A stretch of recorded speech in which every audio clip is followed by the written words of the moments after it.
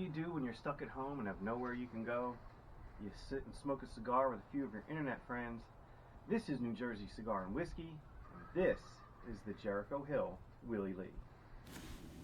The Jericho Willy Lee is a 6x54 stick.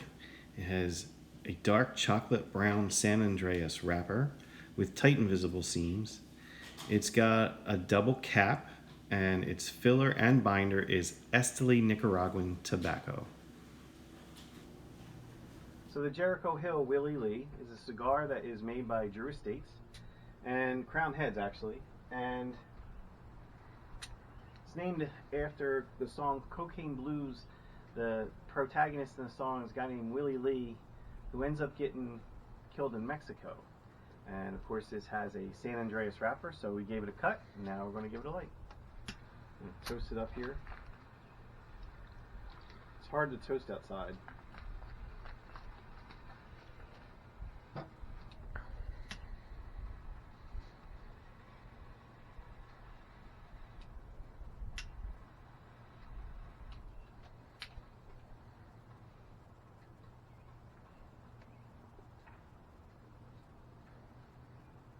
On the light, a lot of coffee and some deep cocoa,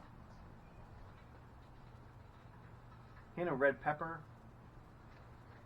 a mix of red pepper and black pepper on the retrohale.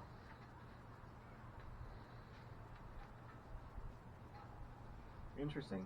We'll get this started. Once we get it rolling, we'll come up and we'll give you an update at the first third. So we're about the first third in to our Jericho Hill Willy Lee, and first thing, as you can see, the smoke output is excellent. This is a smoke bomb, typical of Crown Head Drew Estate cigars. Actually, every Drew Estate cigar I've had has been like this. The burn, if I can show you the burn. This is a box press. It's a, like we said before, 6x54 box press cigar.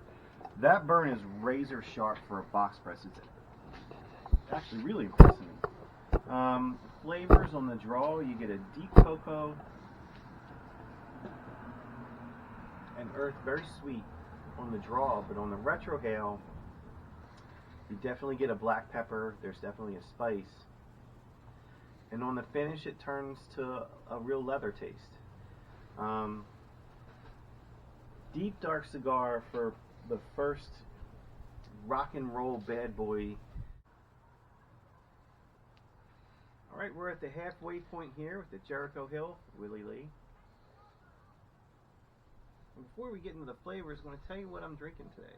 I'm drinking, let's put my feet down here, I'm drinking coffee with cream and sugar. And why would I tell you that? Because anything that you're drinking is going to affect the flavor of your cigar. And you should always be drinking something, or you're going to want to spit everywhere while you smoke.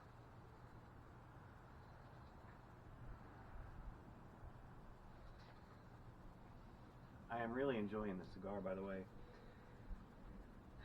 The flavors are relatively the same, but not in the same proportion. So the cocoa's still there, not quite as sweet though, because the pepper is sneaking into the draw. And the pepper's definitely there on the retrohale.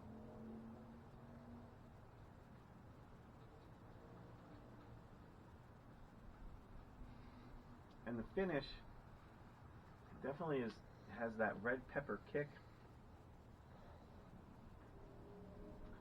It's in the back of your tongue, and a little bit of still that leather. So that's the halfway point of the Jericho Hill Willy Lee.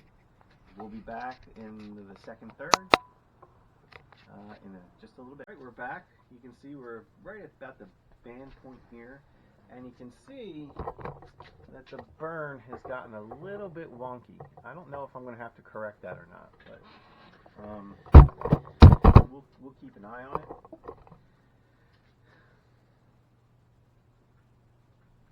You can also see the ash is holding on pretty well. That's the first ash came off in one huge chunk. Haven't ashed it since. So construction is just you talk about flawless. So, flavor-wise, the spice, just as we're about to hit the band, has pulled back a little bit, which is good, and we're about to take this band off, and it comes off nice and easy. I always hate it. Pet peeve of mine is when they put too much glue in these things.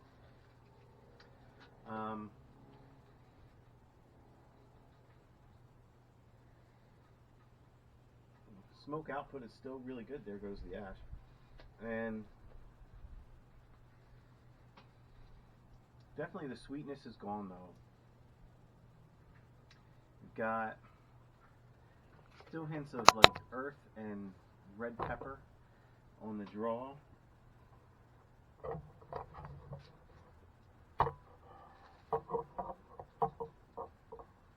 And on the retrohale, yeah,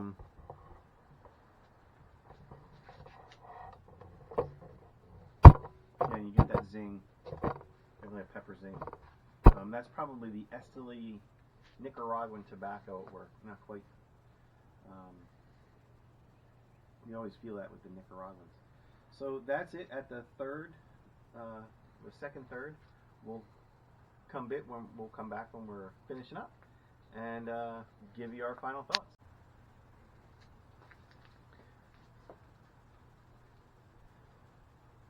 Here we are, pretty much at the end.